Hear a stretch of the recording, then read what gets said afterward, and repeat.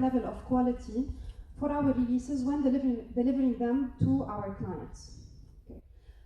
So today I will give you my story, what I did during those last 2 years, how did I manage to meet those objectives, so that you can get inspired and maybe use the same tooling or other tooling or the logic only behind it to get inspired and improve your daily activity within your workplaces.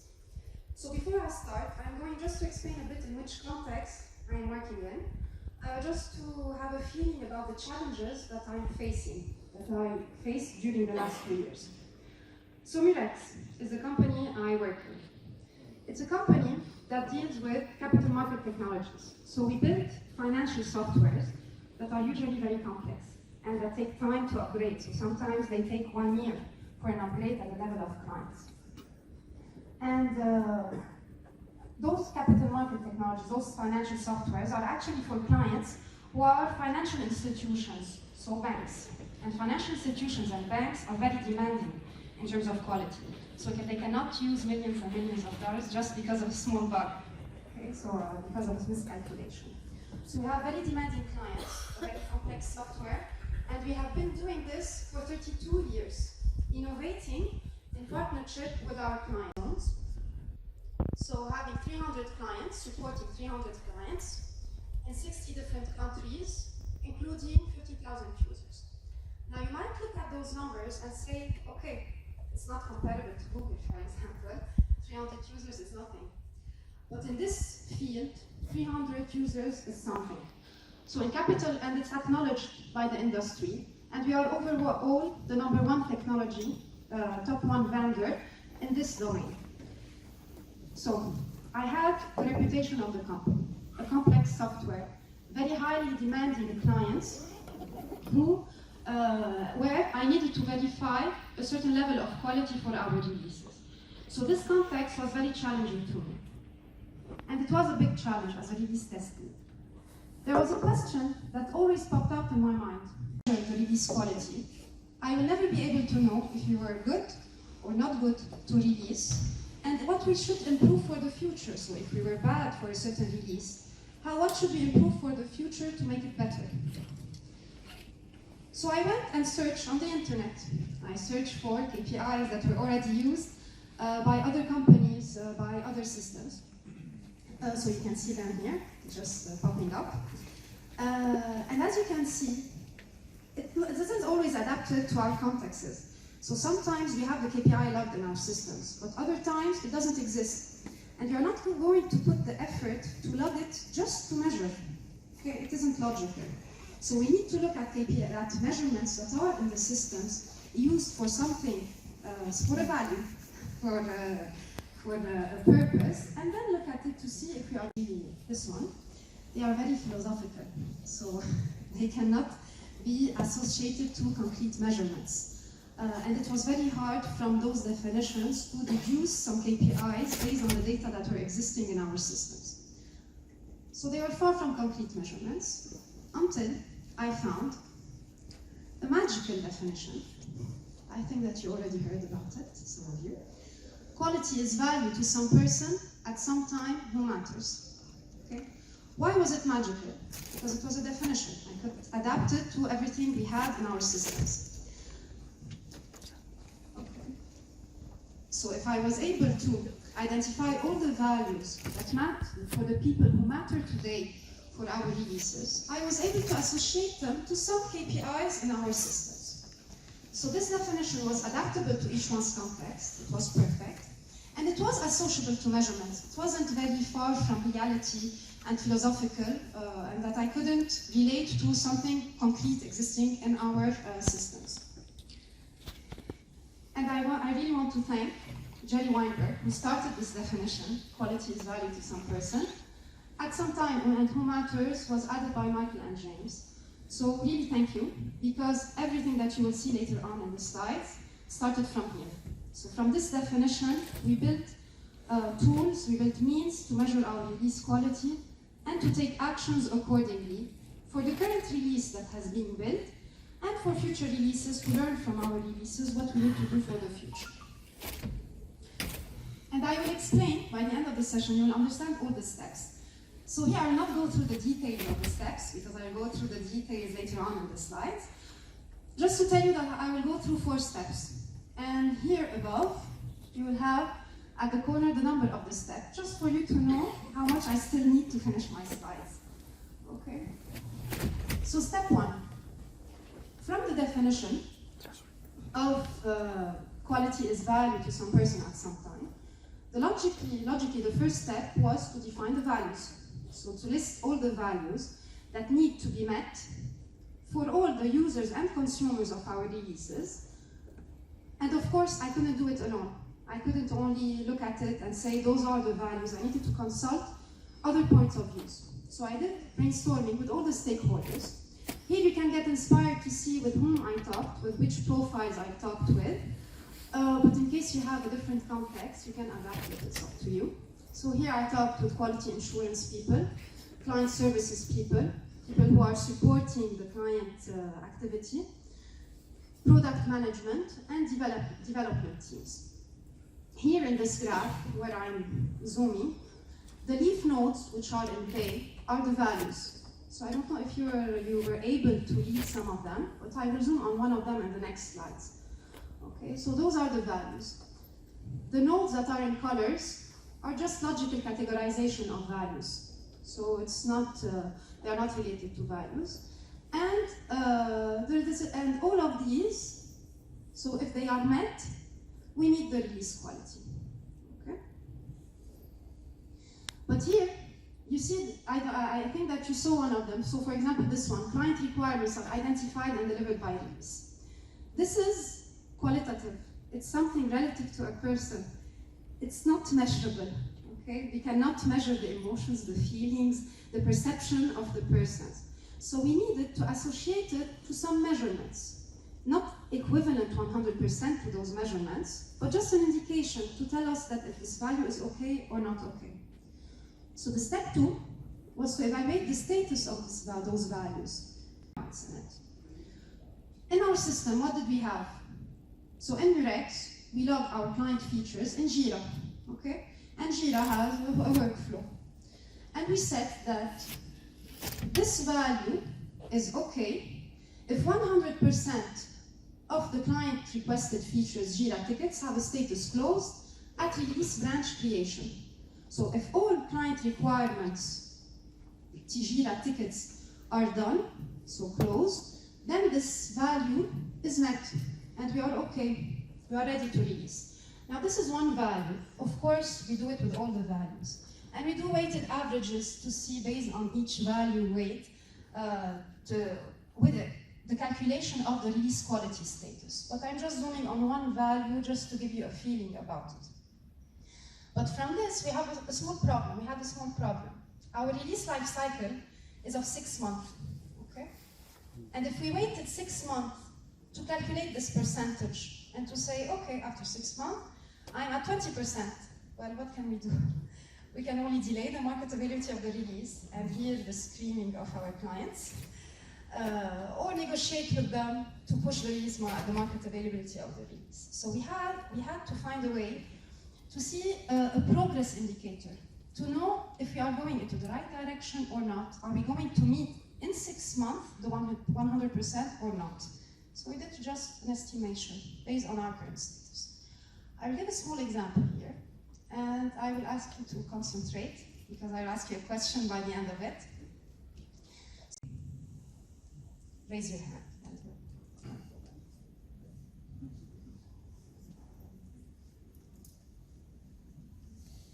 Okay. Only around 6 persons raised their hand. 8 persons raised their hands to say that we are okay. Who says that we are not okay? Okay, a lot more people. So as you can see, there are some people who said that we are okay, others who said that we're not okay, and each one calculated it in a certain way based on his or her references. And here, why was it a problem? Because suppose that we have a release board in Murex, managers from different departments who decide if we are going to release or not release. And each time we presented the status of our release quality to this release board, they always disagreed. So when we presented this problem, this status at a certain point in time, they always, some of them said, no, we don't have any action to do, we're great. Others said, we have an action to do, we're not okay. And we disagreed, and we weren't able to converge on a complete action to do, and we might take the wrong decision. So what we did is, before presenting this problem, is to align on a reference, a common reference for all those stakeholders to say that if at the target date, so in our previous example, it was the branching of the release, the creation of the release, we needed to meet 100% of the features. Before 1 month, if we reach 65%, then we were okay. Before 2 months, 43, then we were okay. 3 months, 26, 4 months, 16. So this model was built based on historical data. We looked at our historical data and we said, based on the historical data, we were okay if we met those numbers at those dates. And those numbers were named time target results. So it's as if we were discounting the 100% to a certain value to say that if we met this value, then we are okay. And we put some colors. So here, if, for example, before 4 months, if we reach more than 70% of this value, then we were green. If we reach between 30 and 60% of this value, then we were yellow.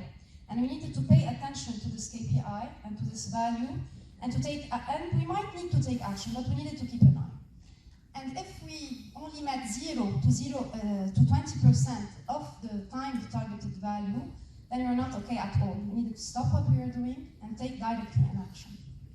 Now here I just showed you some time targeted results. So here we calculated them by dividing the targeted value by a certain time factor. And here there's a curve. You can get inspired from it or build your own by looking at your own historical data.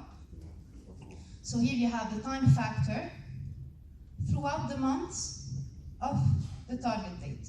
So for example, if you are at 0.5 months before the target date, you need to divide it by this value, which is 1 point something. Okay? So you divide 100 by this value, and you will have the time targeted value. So let's come back to our initial problem. So suppose that I go into this release board meeting, and I present the problem. I say that we have 45 features that are done out of 300, which is 15%. 15% out of 16% that we should have met before 4 months, it's 90%. So we are okay, and nobody argues. Nobody said that we need to take an action or no action. This is the expected value that we all agreed on, and today, based on this expected value, we are green, so we are okay. We go out of the meeting, we don't argue. So this is just one value and one KPI that I showed you in the first mind map, that we had a lot of values, a lot of KPIs. And we needed a visual representation to tell us if our release quality was okay or not okay. So as you can see here in this video, the leaf circles, the smallest ones, are the KPIs. The second level of circles are the values. The third level of circles are the categories of values, and the big circle is the release quality. And each circle, color, or progress indicator is calculated based on the weighted average of the children's circles. Okay. This is what we used, and it was useful. So each time we saw a release quality that was red, we looked at the circles, which circles were causing this release quality to get red, and directly we were able to identify which action to take. So that's why this visualization was very useful. So looking at a lot of data in a single shot, knowing where to dig into details and where to take action. Now you can get inspired from this and just copy it, do it as well in your workplaces. Or if it's not useful, there are a lot of other representations where we got inspired from this one, from an open source JavaScript library, so it's a D3 library. You can get inspired from it, and it's easy. It's SVG, HTML, and CSS. So you take a certain template and you adjust it, and you will have the representation that you need. So this is what we did. Okay. So we built a KPI to say that if a release was okay at the level of clients, then the number of defects caught by those clients do not exceed the equivalent of 2 severity 1 regression per release. So severity 1 is the severest defect, severest bug that we could have, and regression is more severe than a bug. So we took the severest problem that a client can take, and we normalized all our defects to be able to assess if we are okay or not okay in terms of client usage. I'll give you an example, a concrete example, just for you to understand exactly what has been done. So here again, pay attention, because I'm going to ask a question. Suppose that we have 100 defects with following severities. So S1, S2, S3, S4. And as a reminder, S1 is more severe than S2, than S3, than S4. That have been seen by clients on release R1 and release R2. The question is here, are we regressing or progressing in terms of release quality? Is the quality of R1 better than the quality of R2, or the quality of R1 is better than the quality of R2? So I will start by asking, are we doing better? So raise your hand for those who think we are doing better. Okay, we have some people who think we are not doing better. Great. So we disagree again. Some people say that we are okay, some people say that we are not okay. And here again, we needed a reference. So when we presented those results, we disagreed, and we didn't know if we needed to take an action or not. But what we all agreed on was that regressions were more severe than bugs. And whatever formula we are going to use, the weight of regression needed to be greater than the weight of bugs. And we all agreed that the weight of S1s and weights of should be greater than the weights of S2, S3, and S4. And we all agreed that we needed to adjust our weights to fine-tune them based on the historical data of our releases. Why? Because suppose that we increase the weight of S1 very high, in a way that it hides the effect of the volume of S4. Because the volume of S4 is impacting for clients. If each time he clicks on a button, he has a severity 4 defect, it's annoying. They have a lot. If it's 1, it's fine, but if the count is big, it's annoying. So we needed to reflect it, even if we had 1 S1, for example. So the weights should be adjusted in a way that each severity had its own impact on the formula. So we looked at historical data, and we ended up with this formula. You can take it as is, but I don't recommend it, because your data can be different. You might have different severities, you might maybe only 3 instead of 4, and you might have different historical data, so your weights might be different, and it will not be adaptable to your context. So just get inspired from it. And here, as you can see, the weight of the S1 regression, which is the most severe type of defect, is 1. And all the other weights are less than 1. So for those who know a bit of math, it is as if we are normalizing the effect of all the other type of defects to an S1 regression, to the effect of the S1 regression.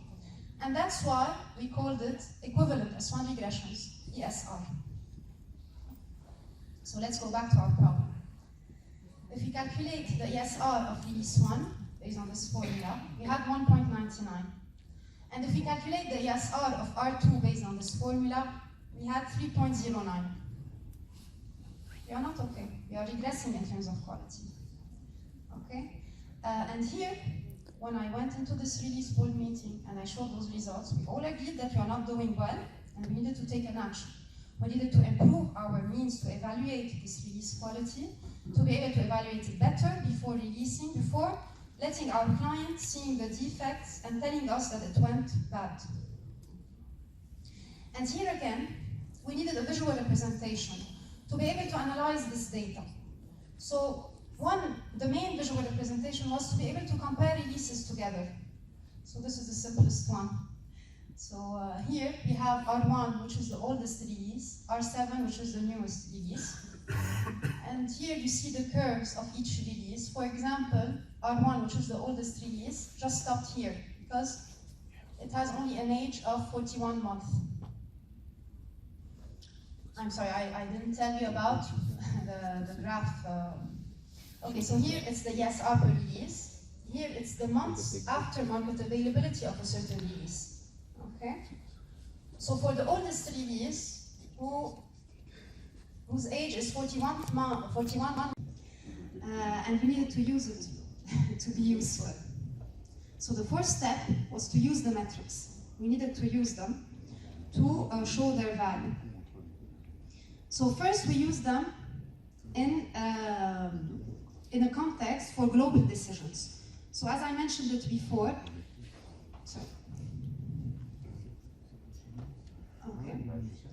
we use them in a release board meeting, which is a meeting that was done with those persons, management of several departments, where we shared the status of our releases before and after releasing to see if we needed to take global actions at the level of all departments. An example of actions that we took. The first one, during market availability of a release, we noticed that the release quality wasn't up to the level. It was red. And we didn't have enough time to converge on time for our client commitments.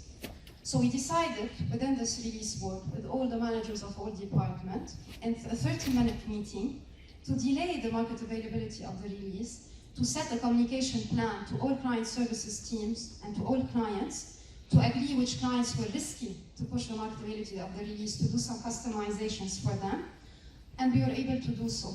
We delayed the market availability of the release of 3 weeks, and it was successful. It went green at the end.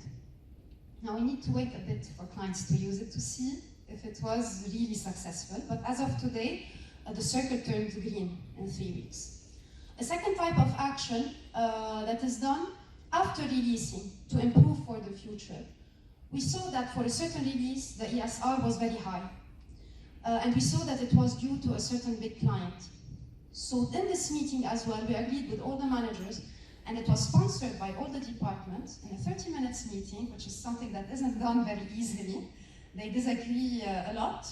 To have people from all the departments to do global client retrospectives on those clients that had a high ESR to understand what's happening.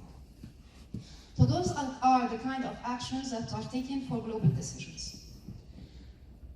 Now, okay, we can't wait for this meeting to happen each month to understand what we need to do at the level of our teams. So we needed people to know what are those measurements that are being looked at by the management, to be able to adjust in the day-to-day activities, their activities to be able to meet this release quality. And there's a management cliché that I like a lot. It's what gets measured gets done.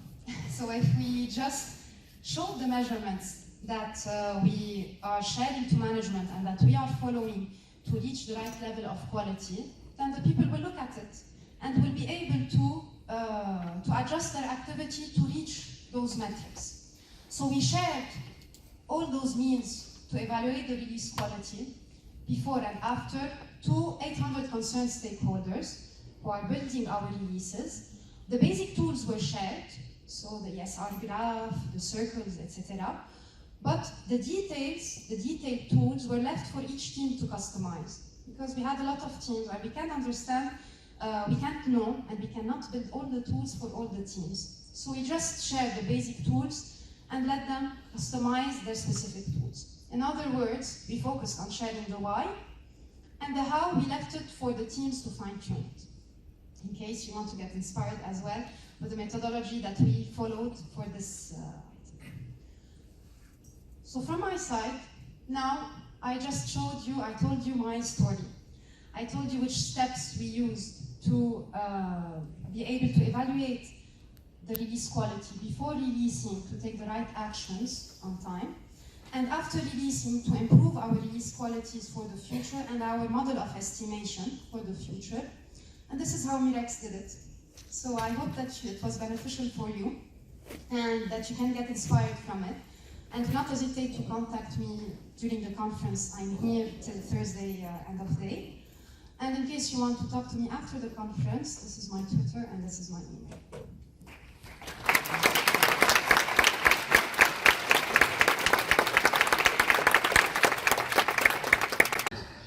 So that was an excellent presentation. Do we have any questions? I have several. Yes, yes, I'll come to you. I'll go with this. Very nice, excellent talk. Thank you so much. Thank you. I'm definitely getting inspired. So you accomplished that. Just wondering if you could maybe share how did you get other people in your company inspired by being so driven by this data, by true KPIs and values. For example, what happens if you have conflicting priorities? Your release is not on track, you're not meeting your branch date because let's say a feature is not ready and somebody in your release board is insisting that feature is needed, but at the same time the schedule is critical for the customer. So how do you resolve those situations? Yeah. Usually when we have those situations, we have them at the level of the teams, the priority of the teams. And in the release board, we usually align. Managers align, they are maximum 10 managers, and from the product team there's a representative of all product teams, and from client services there is a representative from all client services. So they are the decision makers, and they need to agree. They need to agree on certain actions. So by the end of the 30 minutes meeting, they need to align, to do a compromise, to say, okay, this is the priority, this is not the priority. And if there's a disagreement at the level of the teams themselves, then it gets escalated to the management and it's top down. It's something that comes from the management, that this is a priority, stop what you're doing, and you need to deliver this feature. So we have this in case we want to get out of a bad situation. And this is what happened usually when we delayed the market availability of the release. We had work to do, we were red. And we asked the teams, the client services teams, to ask their clients if they are willing to wait the next release to take a new feature. And some of them said yes. So we pushed some features to next releases, so we descoped features from our release. We converge on critical ones, we converge on critical bugs that were S1s, and then we greened our release. So those are the kind of actions, and when we are very stuck, we ask the help of management. You're welcome. Okay, next question, please. Here, I'll come to the back in a second. So, this is only as good as the initial model. You have to get the questions right in the first place. How much did you have to go back and refine it or change it, change your model? Yeah, it took a year. It took a year, and it was trial and error with the release board. The release board wasn't of 10 people initially. I'm in the software engineering department, so I started it with the management of the software engineering department, okay? And we iterated. We just built the release board, 3 or 4 persons. We iterated on the model, on the expectations of this model. And once we felt that it was mature enough, we started adding people to the release board. We added client services team, because when you add client services team and the product teams aren't ready, you hear a lot of critics. Yeah, so we converged alone within the software engineering department. We said that we are ready to share it with other departments, and then we added people. Now we still have a problem actually in the release board. We have a representative from client services from only Middle East and Europe, from Singapore and New York. If you are going to add people from Singapore and New York, some of them will not sleep, okay, to be able to attend the meeting. So this is a challenge that we didn't solve yet. But we already solve our challenges step by step. We never think of the problem at once, so we start incrementally and add incrementally people, and this is how it worked. So I'm basically interested in the process of building this framework of metrics because you said that you customized based on your needs and requirements. How long did it take to collect these historical values, to fine-tuning what were the indicators and the weights that led you to use these metrics? metric in this way, and what is your process of refining them? How often do you need to adjust values and change things? It's a good question. Yeah. So for the first question, the ESR took us a lot of time because the ESR adjustments, the weights adjustment, was done when client services were in the release board. And when client services came in the release board, they wanted us to include the client feature, the weight on the client features, the weight on the cases, the client cases, so before having the defect, the incidents, etc. And it took a lot of time, it was politics actually, to converge that we want to keep it simple. Let us start step by step. Let us look on safe steps. So the defects were the fixed defects, even fixed defects. We don't look at defects that aren't fixed, because when a defect is not fixed, the severity can change. After a certain assessment, the severity can change, and the ESR might jump. So it might change value. So we looked only at fixed defects. It took us a lot of time, but at the end, we converged. So it took us around 6 months for the formula, but for political reasons, not for analysis. Analysis, you need someone who's very good at math and analyzing data. One day is okay, you can do it, but it's the political issues that takes time. And for the second question, sorry, I forgot it. I knew that there was a second question. What was the second question? Fine-tuning. Fine-tuning, exactly. Indeed, because those values and those KPIs were listed at a certain point in time. So from the definition, quality is value to some person at some time. So today meaning for a period of 1 year, we listed those values and those KPIs. So today we don't have a magical time to say that, okay, by this time we need to review all the values and all the KPIs.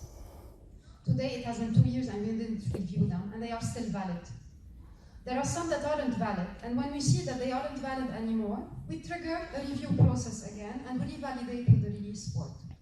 But we didn't have a standard time where we said, okay, at this time we review all values and KPIs. It's based on the status and the relevance of the KPIs that we are looking at. Hello, my name is Rika from Norway.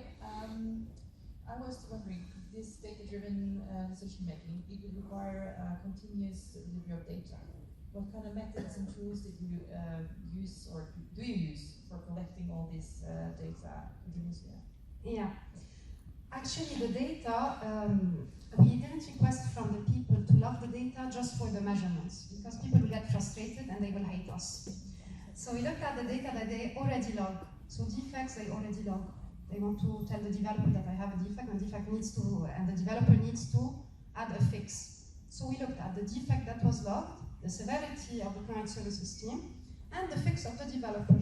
So we looked at data that was already logged for another purpose, for the business purpose. We never added a KPI that wasn't existing in our system just for the purpose of measurement. Okay. For collecting the data, as I showed you, we use the BI, the business intelligence, QlikSense. So this business intelligence, which's aim is actually to look at different systems, to collect all the data, to connect to all the databases of the different systems, to collect the data, put them in the raw data, and do visualizations. So this is how we did it. Yeah.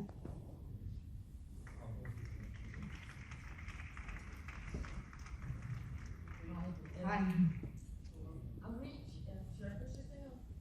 No, I hear you. I'm really curious about your other kind of quality indicators that you were using, because in the example it's something that's very measurable, very quantitative, and often quality is also about qualitative measurements. And what I worry, because I love, obviously, this kind of visualization of where is stuff missing, where they're not done, but I worry that the quantifiable stuff makes the non-quantifiable stuff invisible. Yeah, you're absolutely right, and it was a concern as well. But there's an awareness that those KPIs are not equivalent to the values. They are not equal to them.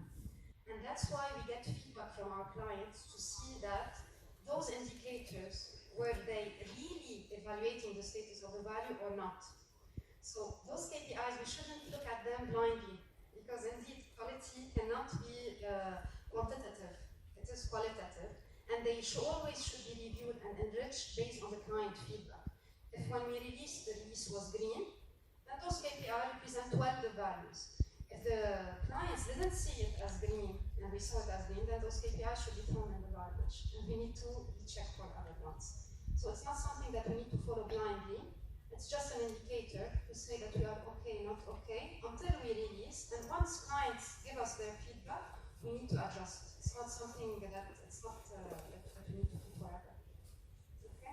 I answered your question. Thanks a lot for the presentation. Actually, in the beginning of the presentation, you stated that you perform agile transformation. Sorry, I perform? Agile transformation. Agile, yeah. So my question is, are you going to reduce the time to market for the project? And if yes, are you going to change somehow your framework for KPIs? Yes. Indeed, of course, while it was very hard during the agile transformation to have a single representation to be kept forever. So indeed, during the year where we actually implemented the SAFER framework. So if you heard about it, it's a scaled agile framework because we're a big company, big teams, etc. By deploying the scaled agile framework, we took a lot of time, 2 years to deploy it. During the first year, we did a lot of changes, a lot of different structures, a lot of different teams and people moving, and we indeed changed a lot. So we changed a lot of KPIs, changed a lot of values, but now it's a bit stable. We are stabilizing the SAFER framework. The tools that we are using within the SAFE framework are being more mature and more stable, and it is being good as it is. And for us, even if it's not perfect, if it's working, if it's delivering the value it needs with some defaults, it's fine. We improve, we take feedback and we improve. But we just start. Because if we don't start, we wait for it to be perfect, we will never be able to measure anything till 25 years. So that is our philosophy. Okay, time for one last question. Thank you, great presentation. Your dashboard obviously relies on a lot of data, good data practices. So can you comment on what's happening in terms of business rule enforcement or flexibility of workflows in, say, your Jira instances versus maybe are there some background processes for monitoring data practices and compliance from the teams? How do you avoid people from putting in attributes just to make things show up on your dashboard so that it can be reviewed by the board? Yeah, very good question, because people are doing so. So when they see that they are not meeting the KPI, they put it. We rely on the consciousness of the people, the professionalism of people. We rely on the roles that are being deployed in the SAFE framework, the Scrum Master, the Product Owner, the Product Manager, the Release Test Engineer. So we're relying on those roles. We have some dashboards that verify the data quality. I think that you're talking about the data quality of the data that we're analyzing. We have some dashboard that can identify the gaps in the data quality, that can tell us easily that, okay, this feature is set to done, but you didn't check the feature acceptance criteria. This is easy. But what is harder is when, for example, in the subject, there is something written. For example, we had a case where a feature was, I needed to talk with Steve. Okay? You can't check that in the dashboard. You need to read all the tickets. So we rely on some dashboard, automatic dashboards, where we can, and sometimes we rely on people, the roles of people within the same framework, to review what is being logged, to ensure this level of data quality. Knowing that, on top of that, because it's people related, we did global communications to all the SAFE trains to raise awareness that this data quality needs to be ensured, because we are looking at it to be able to assess if we are going well or not well. So I hope I answered the question. Okay, so a round of applause, please. For